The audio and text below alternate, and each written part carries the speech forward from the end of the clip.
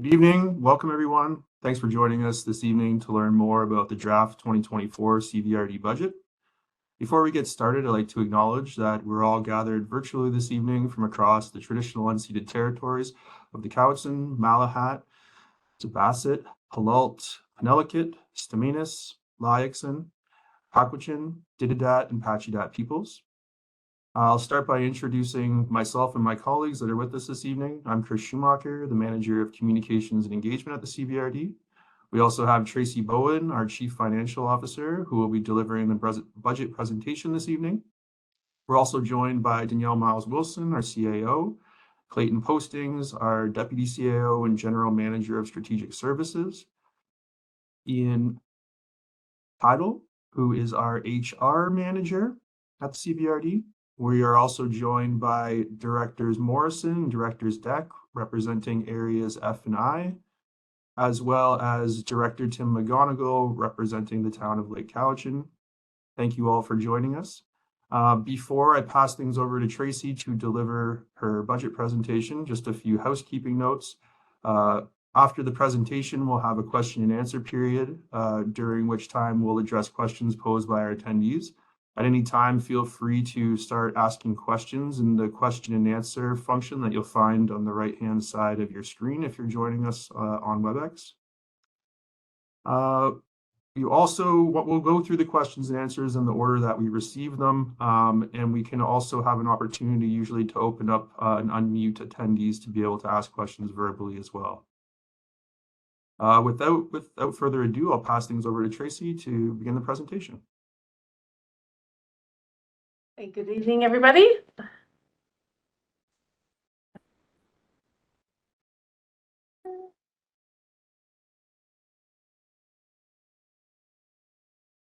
Okay, so are you seeing the CVRD 2024 budget overview?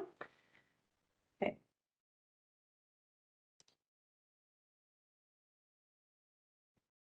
The Cowichan Valley Regional District has 4 municipalities and 9 electoral areas.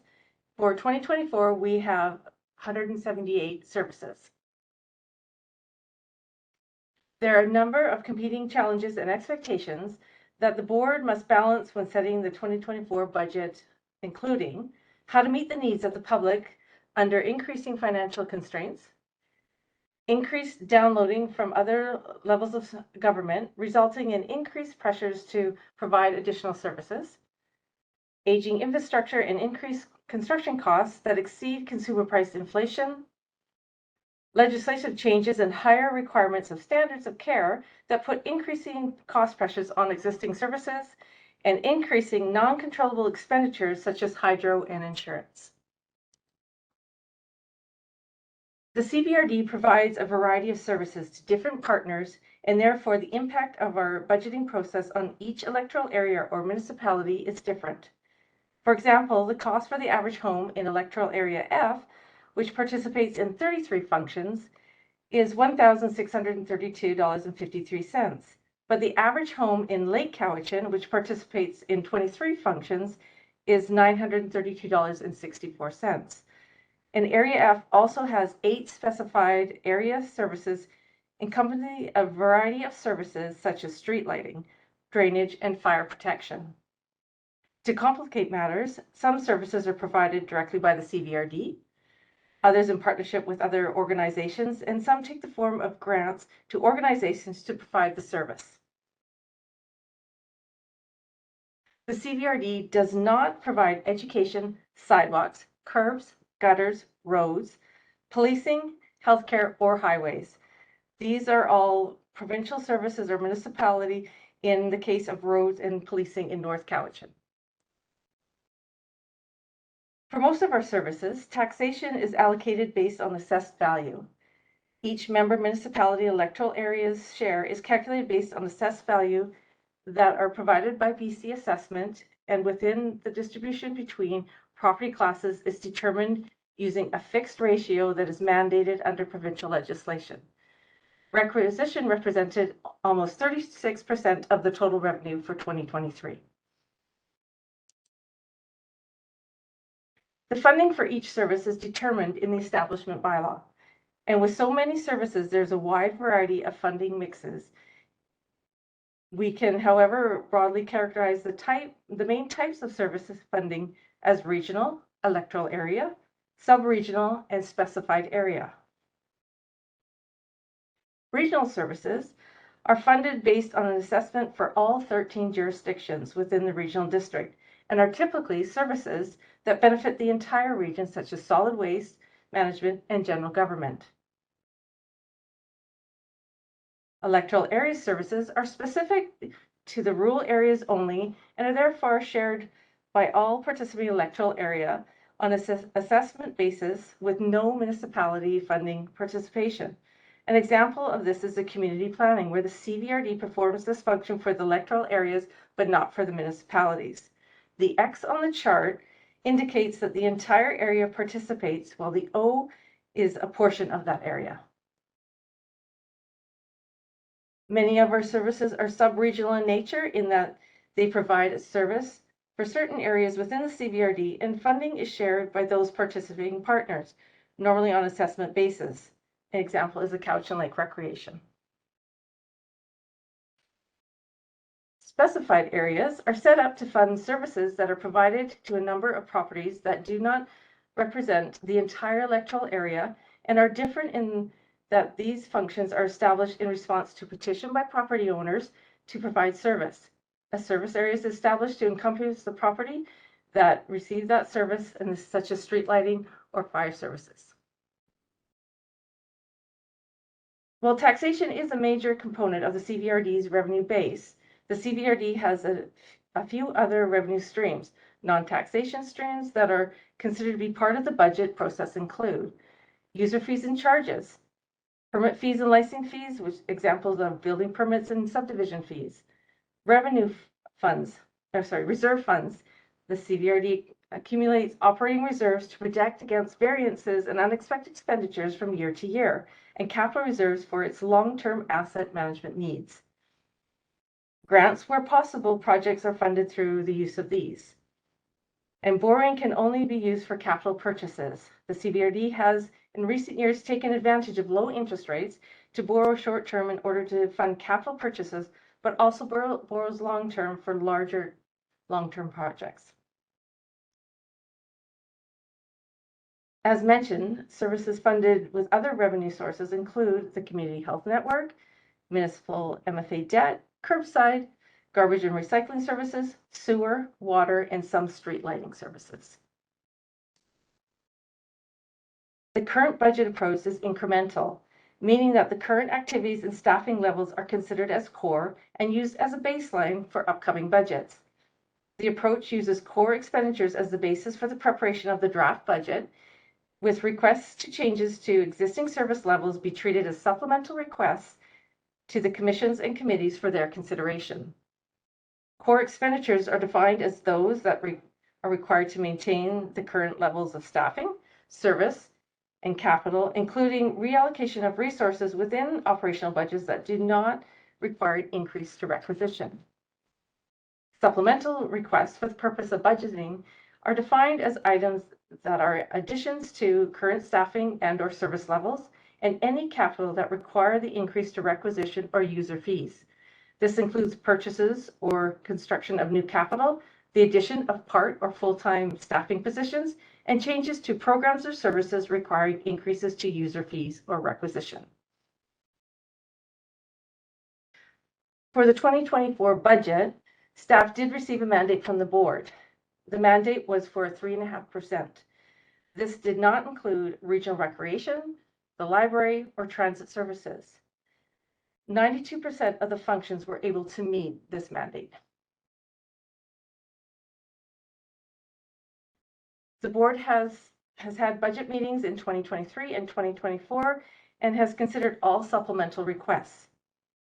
With the decisions made to date, the budget includes a requisition of 16.8%, 0.8%.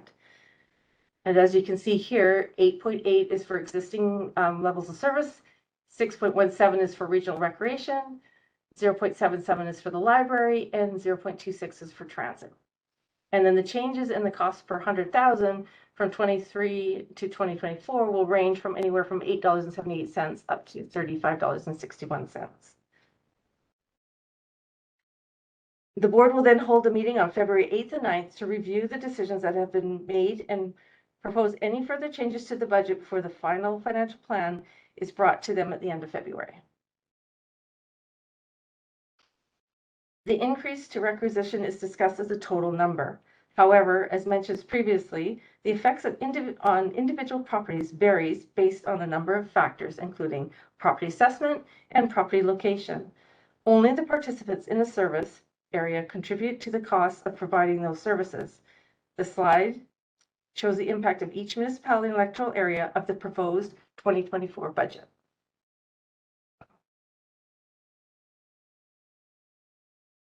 In electoral areas F and I in the town of Lake Cowichan, the largest changes are for general government, regional recreation, and the electoral areas will also see an increase in the library and electoral area services. In area F, the average home will see an increase of $66.32. This chart, which is available on the CVRD website, shows how the tax requisition is broken down by function and the change for each function. Area I, the average home will see an increase of $74.84. Oh, sorry, a decrease of $74.84. In the town of Lake Cowichan, the average home sees an increase of $73.73.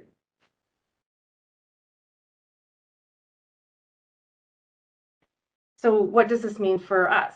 So we have this slide that we put in. There's a YouTube video on here that BC Assessment has put out that is a really quick walkthrough of how assessments are done and how it could affect your taxes. So for here, if your increase is lower than the average, you're likely to see a decrease in your taxes. If you're very similar to what the average is happening, you'll probably see no change. And if you are higher than the average in the change in your property values, you'll likely see an increase.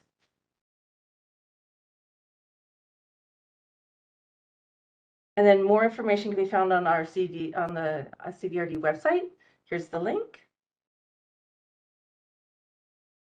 A number of detailed schedules are available on the CVRD website, providing total budget information as well as detailed financial information for each of the services. The majority of the schedules look at changes in property value. Parcel tax information is provided on a separate schedule. Schedule A presents a change in tax requisition. It only shows services that have a change and details the amount of the change for that service. Down at the bottom is the total difference between the general tax requisition of 2023 and 2024. That does not include the change for local area services, which affect only specified defined areas. Schedule B shows a change in tax requisition by jurisdiction. The change due to other jurisdiction column reflects the increase in the library requisition. Also down at the bottom is the increase to the local area services tax, such as fire services. So that's this area down here. Schedule C shows a change in requisition going back to 2017. Schedule D has a page for each jurisdiction. It lists only the services that the area participates in and shows a change for that service. Down at the bottom, it includes the local service area taxes applicable for that jurisdiction and the changes in those as well. Schedule E has a page for each jurisdiction and shows the impact of the average home in that area. Schedule F is a summary of the short and long-term debt. The schedule on the website has not been updated for 2023 debt as we haven't finished borrowing for the year. The schedule will be updated once the year end has been completed. Similar to Schedule F, Schedule G has not been updated for 2023. Finance does not usually transfer funds to capital reserves until the end of the year. The schedule will be updated when year-end transactions have been completed. Schedule G has a portion for capital reserves and a portion for operating reserves. Again, the schedule will be updated closer to the end of the year when operation results are known. Schedule H shows assessment by jurisdiction for 3 years. The 2024 completed roll is used for the 2024 budget calculations. Schedule I shows how the requisition for an area is split between the property classes, and there is a Schedule I for each jurisdiction. Schedule J shows the cost of a $100,000 home and how the portion of the total assessment represents each area. Parcel tax for sewer and water systems are shown on Schedule K. And user fees for sewer and water systems on Schedule L. It is important to note that an increase in a parcel tax or user fee for a service does not necessarily mean an increase to the property owner. In many cases, new properties have been added to the service, thus increasing the total amount collected without having to impact an individual property.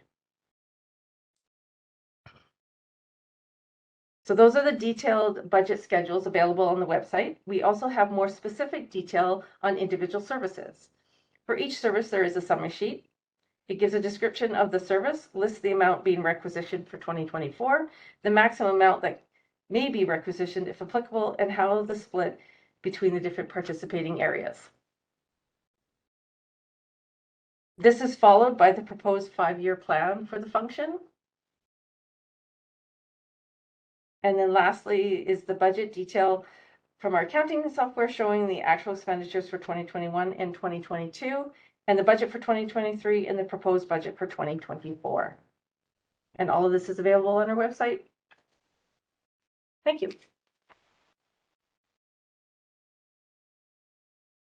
Thank you very much, Tracy. So we'll now move into question and answer period of the meeting. Not seeing any questions having come in through our Q&A, I will pass it over to our directors, and I see the first question from Director Morrison. Please go ahead, sir. Sorry, sir, you're muted. There we go. Does that work? Okay. Question on the calculation for the value of the average home per jurisdiction. Is that calculation the total value of, say it's residential, or would be residential, divided by the overall assessed value divided by the number of parcels within that jurisdiction? How is, if it's not that way, how is it calculated? So for schedule, this is for Schedule E, correct? Schedule E is based on the average home value. So the spreadsheet that we have that calculates what the average home value for each electoral area would be. And that's where we come up in area F, it's 875,939. That number is used as the average home. And then we compare and we take all the changes of how much all those amounts are, and that's where the difference comes up. So this is the difference between 2023 and 2024. And sorry, I should be corrected. We decreased in area F, not increased. And that's where the calculation comes from. And it's only based on everything that the functions that everybody pays into. So those specified areas we talked about, they don't factor into this one because they only affect certain areas that will pay into those very specific items. So that doesn't reflect in this number. But we take the average home price. And so how do we calculate the average home price is more to the point of my question. Is it a BC assessment process or is there other means? No, we use the BC assessment information and put it into a formula that we have. I'd have to look up that formula. I do not have that handy, but we use BC assessments values. Okay, thank you.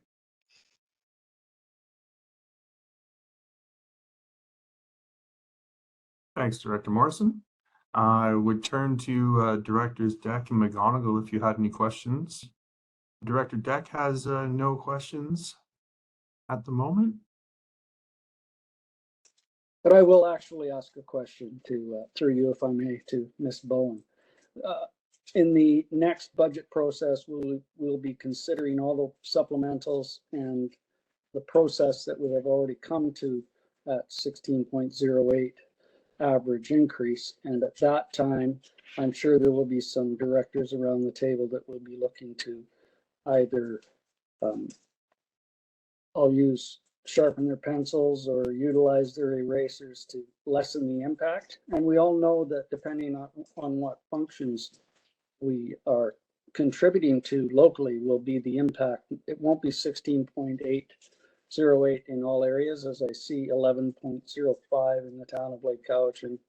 Most of that is in the regional recreation and transit functions and waste management. So that will be an opportunity at that time to look at those ones that we've already done. Is that correct? So, if you're referring to the meeting on February 8th, yes, that is the time that, yeah, you can bring back to make changes at that time. Yes. Thank you. Just wanted to clarify that this was just the proposed budget, not the finalized one. Correct. This is a proposed, and then we will meet again on the 8th and the 9th if we need the 9th. And any changes that you propose then, I will bring back together and put into the budget bylaw that we'll bring on February 28th, unless something changes between now and then. Regarding the budget mandate itself, as Tracy mentioned right up front, 92% of the services did meet that 3.5%. You'll recall that during the budget process, you received, I believe, 16 business cases outlining rationale for services that were not able to meet the 3.5% for a variety of reasons, including contracts that had already been approved. A number of them were fire services where we wanted to maintain like training levels and investments in equipment and that type of thing. And so there was a number of business cases that came forward that were all presented and went through the committee process that were then approved. The other thing too, right up front in the budget process, going all the way back to the beginning, is that we were really instructed to try to maintain the workforce. And so with all of the work that was done, a lot of kind of sharpening pencils was done by the 92% of services and all the budget managers that were managing those functions to make sure that they were presented as lean as humanly possible, while also protecting the workforce, making sure that our labor was maintained so that we can really maintain those levels of service. So that was kind of the rationale behind it in coming forward. So as Tracy mentioned, there are a pretty lean set of supplementals included in this budget. Combined with the core service, which is to maintain what we already have. And so we're sitting at 8.88%. Am I right, Tracy? 8.88. And so the supplementals list is the quote unquote enhanced level of service, which is basically mostly to fund asset management, as well as strategic priorities as outlined in the corporate strategic plan. So that's kind of how it all kind of links up, so to speak. So seeing no more questions, I believe we will adjourn the meeting. I want to thank our elected officials for taking the time to join us and my colleagues for being here this evening.